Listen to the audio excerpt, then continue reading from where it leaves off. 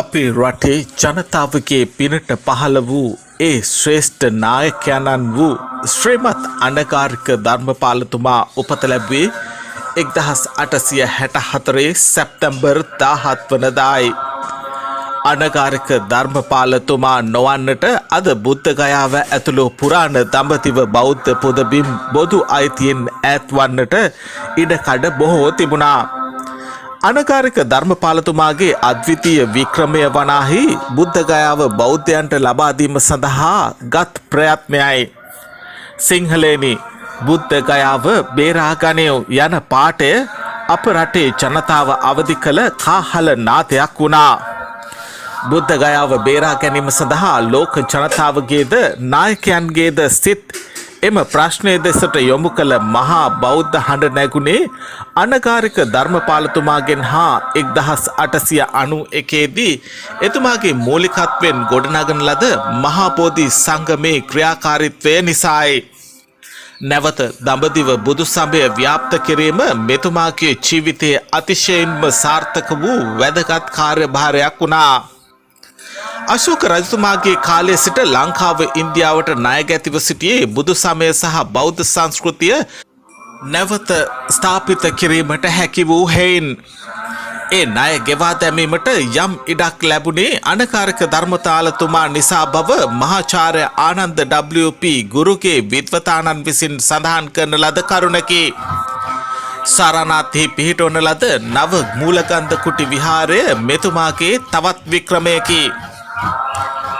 ලෝකනාථයන් වහන්සේ විසින් තමන් වහන්සේගේ මංගල ධම්මදේශනාව පවත්වන ලද බරණැස පිළිබඳව 550 ජාතක පොත කියවන බෞද්ධ ජනතාවට කිසි දිනක අමතක නොවන යටකිය දවස බරණැස් නුවර බ්‍රහ්මදත්ත නම් රජුරු කෙනෙක් රාජ්‍ය කරන කල සහ සිරිත් වශයෙන් පිරිත් අසන අප රට ශ්‍රද්ධාධික උපාසක උපාසිකාවන් ඒකං සමයං භගවා බාරාණසියන් විහෙරති ඉසිපතනේ මිගදායේ යන්න සවන වැකෙන කල පස්වනක් ප්‍රීතියෙන් සාදුකාර දෙන එතනට අනගාරික ධර්මපාලතුමන් පැමිණි කාලේ ඒ බුද්ධ භූමිය සූකර කොටුවක් බවට පත්ව තිබුණා.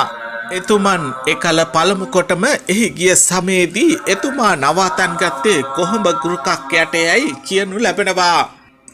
මෙම සිපතනාරාම පූජා භූමියෙහි නව මූලගන්ධ කුටි නමින් මහා විහාරයක් ගොඩනංවන්නට ඉටාගත් අනගාරික ධර්මපාලතුමා ලහි ලහියේ වැඩ ඇරඹීමටත් ලංකාවට අභිමානයක් වන පරිද්දෙන් පුරාණ ಭಾರತ ගෘහ නිර්මාණ ශිල්පය අනුව පිළියෙල වූ පිඹුරුපත් අනුව ආරම්භ වූ මෙම මන්දිරයේ මුල්ගල 1922 නොවැම්බර් මාසයේ ඉන්දියානු ඒකාබද්ධ ප්‍රාන්ත ආණ්ඩුකාරවරයා වූ හෝල්කාඩ් බට්ලර් විසින් තබනු ලැබුවා. අති විශාල ඉන්දියාව වැනි රටකට කුඩා ලංකාවෙන් පැමිණි බෞද්ධයෙකු බරණැස් ප්‍රදේශයේ මෙබඳු විහාර කර්මාන්තයක් ආරම්භ කිරීම බරණැස් නුවර බමුණන්ගේ මුණුමුණුවලට හේතු වුණා.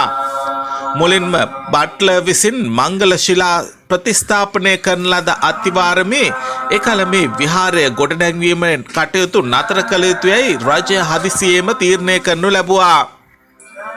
ඉක්බිති මූලගන්ධ කුටි විහාරය දැනට පිහිටුවා ඇති අඹ උයනේ වරක් මගුල් ගල තබා දෙවනි වරට විහාර කර්මාන්තය ආරම්භ කරන්නට සිදු වුණා. එහිද එකල වැඩ කටයුතු නතර කළ යුතුයයි ඉන්දියා රජයෙන් දෙවනි වරටත් අණ ලැබුණා. එහෙත් අනගාරික ධර්මපාලතුමා එයට විරුද්ධ වුණා. බරණැස බෞද්ධයෝද විරුද්ධ වුණා. ඉන්දියානු එකල රජයට සිය විරෝධය පළ කළ ධර්මපාලතුමා ලෝක බෞද්ධ රටවලට ගොස් ඒ රටවල විරෝධය ඉන්දියානු රජයට දන්වා එව්වා. ඉසිපතනයේදී මූලගන්ධ කුටිය ඉදිකිරීම පිළිබඳව ප්‍රශ්නය ගැන ඉන්දියානු රජය සමග සටන් කරමින් එහි බුද්ධ ගයා ගැටලුව පිළිබඳව ඉන්දියානු ජාතික සංගමේ ප්‍රධානීන් සම්බන්ධ කරගෙන සටන් කරමින් 1923 දී පොස්ටර් රොබින්ස් උපාසිකාව විසින් ප්‍රදානය කරන ලද $1 ලක්ෂයේ මුදල ලෝපුරා යොදන අතර කල්කටාවේ මහාරාෂ්ට්‍රීය ප්‍රාචීන සම්මේලනයේ බුද්ධාගම සම්බන්ධ අංශයේ සභාපති පදවියද දැරුවා. තත්ත්වය මෙසේ තිබියදී අනගාരിക ධර්මපාලතුමා 1925දී ලංකාවට පැමිණ එවක විද්‍යෝදය පරිවේනාධිපතිව වැඩවිසූ කහවේ ශ්‍රී රතනසාර නායක ස්වාමීන්ද්‍රයන් වහන්සේගේ ප්‍රධානත්වයෙන් අගනුවර මහා සභාවක් පවත්වා බරණැස සාරානාථි ගොඩනංවන්නට ආරම්භ කළ මූලගන්ධකුටි විහාරයේ වැඩ ඉන්දිය රජය විසින් නවත්වා තිබීම ගැන සමස්ත බෞද්ධ ලෝකයා වෙනුවෙන්ම විරෝධය පළ කරන බව ඉන්දියානු රජයට දන්වා සිටියා. එම යෝජනාව සියතින්ම බාරගෙන ඉන්දියාවට ගියේ අනගාരിക ධර්මපාලතුමාගේ කනටු සොහොයුරු දොස්තර සී.ඒ. හේවා විතාරණ මහතා විසින්. මේ ගැන තක්ෂිලාවට ගොස් එවක පුරාවිද්‍යා අධ්‍යක්ෂක ජෙනරාල් වූ සර් මාෂල් මහතාටද කරුණු පැහැදිලි කරනු ලැබුවා. ඒ අනුව සර් මාෂල් මහතා ඉංග්‍රීසි පාලකයන්ට පැහැදිලි කර දුන්නා. සාරානාථි මූලගන්ධකුටි විහාරය සෑදීමේ කටයුතු කරගෙන යාමට අවසර ලබා දුන්නා. එම ජයග්‍රහණය ලබාගෙන ආපසු ලංකාවට ගිය දොස්තර හේවා විතාරණ මහතා අනගාരിക ධර්මපාලතුමාට දැන්වුවා. එයින් ඉතාමත්ම සොම්නසට පැමිණි අනගාരിക ධර්මපාලතුමා විසින් වහාම 1926 මැයි මස මාලිගා කන්දේ සර්වපාක්ෂික බෞද්ධ මහා සභාවක් කැඳවා සර් මාෂල් මහතාටත් ඉන්දියානු රජයටත් ප්‍රසාදය පළ කරන යෝජනාවක් සම්මත කර එය ඉන්දියානු රජයට දන්වා සිටියා. මෙසේ නානාවිද බාධක හා ජයග්‍රහණ මැද්දේ ලෝප්‍රකට ජපන් චිත්‍රශිල්පී ශිබෝ විසින් අඳින ලද සිත්කලු බිතුසිතුවම් වලින් අලංකාර වූ මූලගන්ධකුටි විහාරය ඉදිකරනු ලැබුවා. එය විවෘත කරන අවස්ථාවේ මෙසේ සඳහන් වුණා.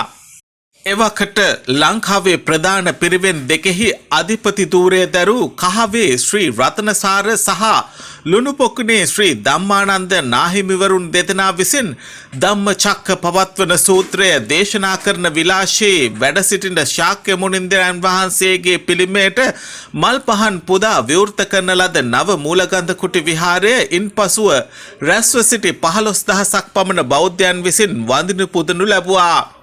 එවකට විසූ පණ්ඩිත් ජවහර්ලාල් නේරු මැතිතුමාගේ ප්‍රධානත්වයෙන් අපරභාගයේදී පවත්වන ලද මහා සභාවට 200 ගණනක් භික්ෂූන් වහන්සේලා හා පිරිස පැමිණ සිටියා. ඔබ මේ දකින පොදපිමයි. ධම්මචක්ක මුද්‍රාවෙන් යුතු සාරානාථ පිළිම වහන්සේගේ අනුරුවක් තැන්පත් කර ඇති අතර එතුමන් හට ඉන්දියානු රජයේ අනුග්‍රහය යටතේ නාගාර්ජුන කොණ්ඩය සහ ධර්මරාජික යන මහා ස්තූපයන්හි හමු වූ සර්වඥ ධාතුන් වහන්සේලා ලබා දුන් අතර ඒ ධාතුන් වහන්සේලා අදටත් නව මූලගන්ධකුටි විහාරය තුල අද දිනටත් ඔබට දැක ගැනීමට හැකියි. මේ විහාරය තුල සෑම දිනකම රාත්‍රී 7ට ධම්මචක්ක සූත්‍ර දේශනාව සජ්ජායනය සිදු කරනු ලබනවා. ඔබ මේ දකින්නේ ඒ ධම්මචක්ක සූත්‍රය සජ්ජායනය කරන අවස්ථාවයි.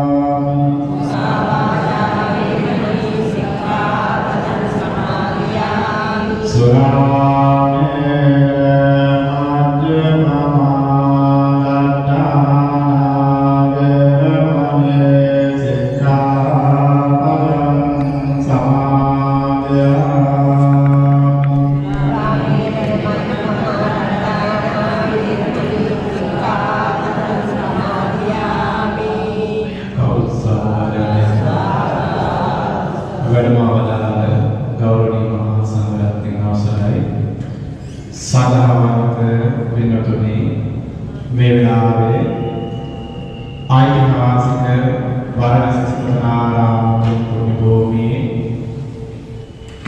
අවුරුදු 91ක් මුළුල්ලේ නොකඩවාම සන්ධ්‍යා භාගයේ සිදු කරගෙන ලබන ලෝක පුණ්‍යාරාම වහන්සේ මුල් වතාවට මංගල ධර්ම දේශනාවලියට දේශනා කරන තිබෙන ධම්සක් ප්‍රවෘත්ති සූත්‍ර දේශනාව එදා ශ්‍රීමත් අනගාමික ධර්මපාලතුමා විසින්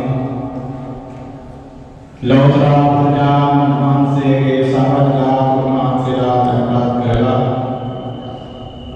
මේ වරණසිංහාරාම පුණ්‍ය භූමියේ ගොඩනගා දෙන මූලගත් කුටිහාරයේ තැන්පත් කරලා සම්මා සම්බුද්ධ ශාසනය පූජා කරන්නට යන මේ පුණ්‍යාස්ථානයේ ඒ උතුම් ධම්සක් ප්‍රවෘත්ති සූත්‍ර දේශනාව සෑම සන්ධ්‍යා භාගයේ සිදු කරන්නේ ඉන්දියා මහා බෝධි සමාගමේ මහා ලේකම් පළාතේ සියවි නායකයන් වහන්සේගේ අනුශාසනාව පරිදි අද දින මේ උතුම් පුණ්‍ය භූමියේ වැඩ සිටින ගෞරවනීය මහා සංඝරත්නය ඒ උතුම් පින්කම කරන්නේ. ඒ සඳහා ලංකාවේ මේ ප්‍රදේශවල කණ්ඩායම් කීපයක් හැටියට මේ ස්ථානයට පැමිණලා ඒ වගේම ඔන්ලයින් තාක්ෂණය අනුව මේ උතුම් පින්කම සඳහා සම්මාන වෙන ලෝකෙ සිටිනවා. ඒ සියලු දෙනා විසින් මේ වෙලාවේදී ඉතාම සද්ධාවෙන් යුක්තව පිළිවෙල කරගන්න විනම් සුත්ත පූජාවන් ලෝතර පුණ්‍යාරාම වහන්සේගේ අනන්ත ගුණයන් සිහිපත් කරගන්නේ පූජා කරන පූජා වේවා කියන ප්‍රාර්ථනාව කවුරු අපි සම්බන්ධතාවම කියලා ඒ උතුම් විනම් සුත්ත පූජාවන් පූජා කරමු. නමෝ තස්ස ඒ අංගමතුමා සමගපිතේ පින්වත් හැමදෙනාම ඒ ස්තූප වන්දනා කරගෙන ඒ ස්ථානට පැමිණලා බොහෝ පින් සිද්ධ කරගන්න යෙදුණා.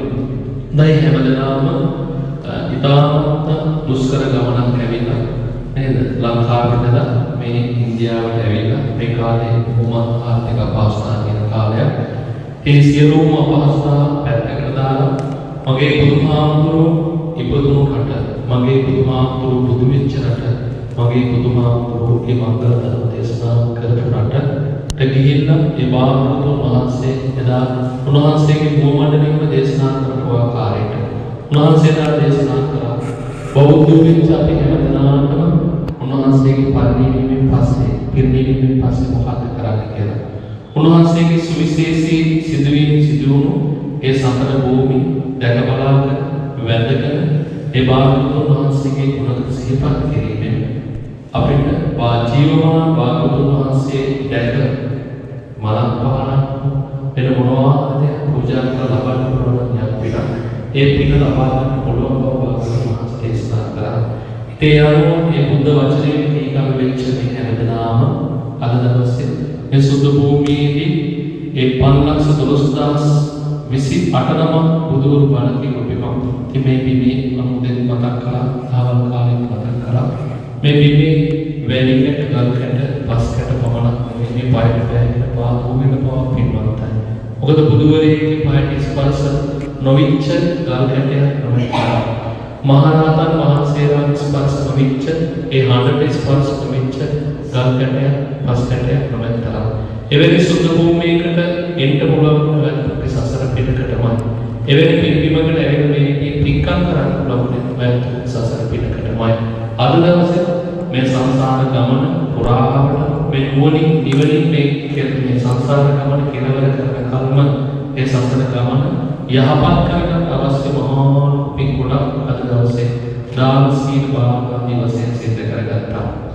බුදුදහම සම්පූර්ණයෙන්ම කන පිට හරව බෙහෙර විහාරස්ථාන බිම්මන්වලට සමතලා කරලා වැඩම උදපු බෞද්ධ භික්ෂුන් වහන්සේලා වැඩ සිටපු ඒ බෙහෙර විහාරස්ථාන ගම කැරෑ බවට පත් කළා වන සිව්පාවුන් ළඟින යුගයක් බවට පත් කළා කරනවා. මොකද මේ බෞද්ධ උරුමයට අවුරුදු 800ක් තරම් කාලයක් උරුමකම් යන කෙනෙක් නොහිටිය නිසා දේත් එක්ක ඔබෙත් මගේ පමණක් නෙමෙයි මේ ලෝකයේ බෞද්ධ හැමදාමගේ පිනට පහළ වෙච්ච විශේෂයෙන් දෙවිවරුන්ගේ පවා පිනට පහළ වෙච්ච යනදාන පාලකෝස්ථාන වහන්සේ නැවත ඒ බෞද්ධයන්ගේ අයිතිතාව කරමින් නැවත ඒ බෞද්ධයන්ට ඇවිල්ලා වහින්න පුදන් අවස්ථාව හදමින් මහා සේවාව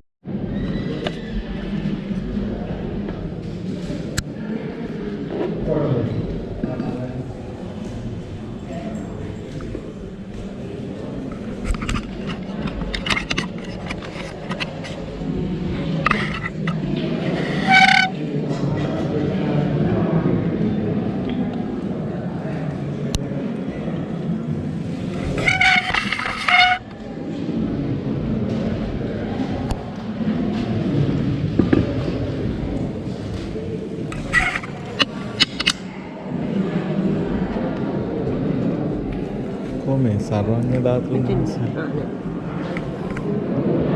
සර්වඥ ධාතුන් වහන්සේලා මෙතනද?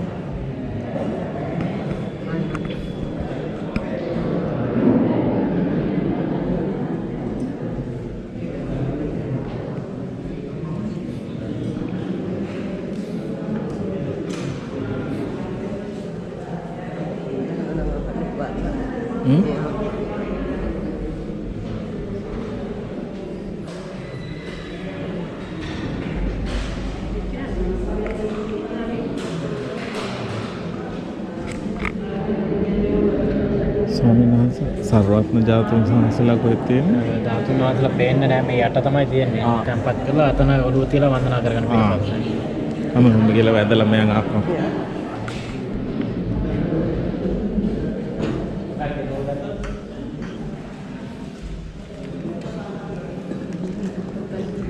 මෙතන. මෙතේ.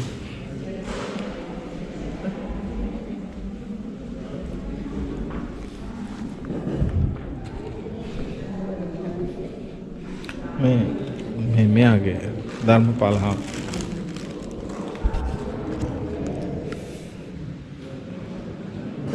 මේකත් ඇඳගෙන